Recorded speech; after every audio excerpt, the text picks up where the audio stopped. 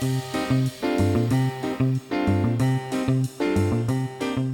everybody, I'm Jim Stavridis, the Dean of the Fletcher School of Law and Diplomacy, and we're in the historic Crow Room for an interview with one of our most interesting and in some ways kind of iconic professors, and that would be Paul Berkman.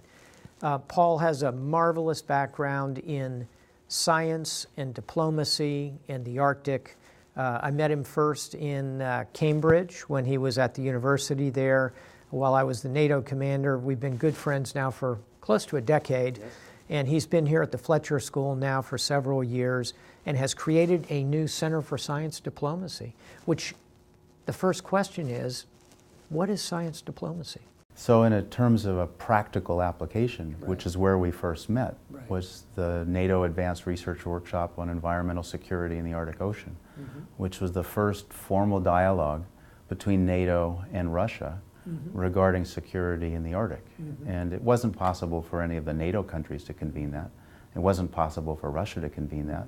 Being able to bridge allies and adversaries alike requires tools that are not necessarily available through government or industry or through non-governmental organizations. And so it was using science as a tool of diplomacy where we were able to convene the first formal dialogue between NATO and Russia regarding security in the Arctic. So you've brought these ideas here into the Fletcher School, and in addition to teaching, you're creating a Center for Science Diplomacy. Say a word about that. The Science Diplomacy Center is an outcome of projects that are funded by a number of nations. So the projects involving sustainable development in the Arctic are funded by the United States and Canada, France, Norway, Russia, and China. It was an unexpected outcome that the projects would generate a center dedicated to science diplomacy, which is the first center dedicated to science diplomacy in the world in an academic institution. Marvelous. What do you have in mind for the future of the Science Diplomacy Center? So one of the elements that exists in the world now that people recognize are the transformations and disruptions that are occurring because of science, technology, and innovation. It's changing the way that foreign affairs operates through countries.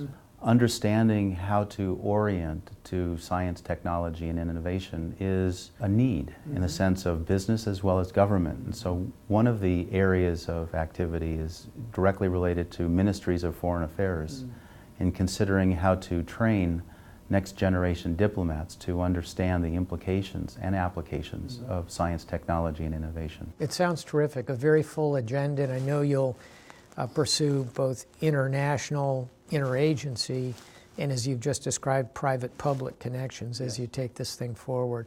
Well, we're all very excited about it. Congratulations. Thank you very much, Jim. It's a pleasure and an honor.